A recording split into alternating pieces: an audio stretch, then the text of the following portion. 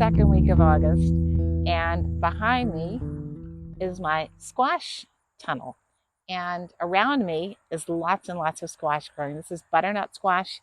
I've had a little bit of trouble with squash bugs on this one and some yellowing of leaves, but it's got loads and loads and loads of butternut squash on it. So I'm really hopeful that we'll get a good harvest. Let me show you. Where the squash were planted, there was some damage from the squash bugs, and I think that's why we've got some yellowing of leaves and such here.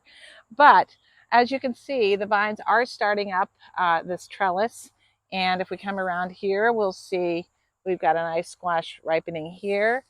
This is the oldest squash on the vine right here. Yesterday I came out and I saw I had squash bugs nymphs on here, so I think that's what that trouble was. I think I squashed those squash bugs though. Let me see if I've got any over here. They are terrible things. Up, nope, there's one. I'm gonna get it up. Yeah, you just gotta get them. You just gotta get them with your bare hands if you have to do it. Yeah, you see them there? That's one. That's one. That's one. And I really don't want these guys to continue living. I'm a nice person, but I'm not nice when it comes to squash bugs in my garden. There's one I'm squishing. There's one I'm squishing.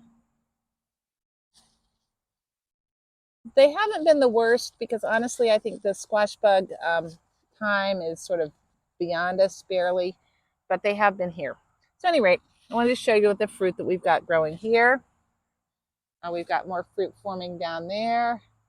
Another one coming along here. Over on this side, I have squash down here. They're forming up here. They've got a couple in the center. This is all my squash and actually sweet potato patch in here. So if we take a step back and we look at the squash, you can see that it's just coming out all over the place. Walking over here, I did notice that I have some squash forming under here. It's really fun to watch them form. And I imagine I'll be getting some more as well.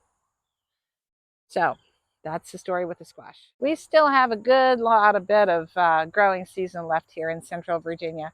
Our first frost doesn't usually come until, well, it's slated for about the third week of October, but honestly, in the last few years, our frosts have been coming later and later and later.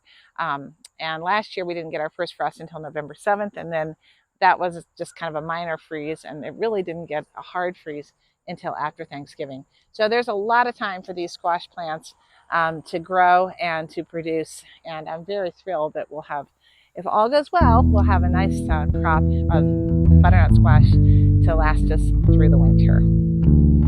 Thanks for watching today. I hope your garden's growing well. Take care. Bye.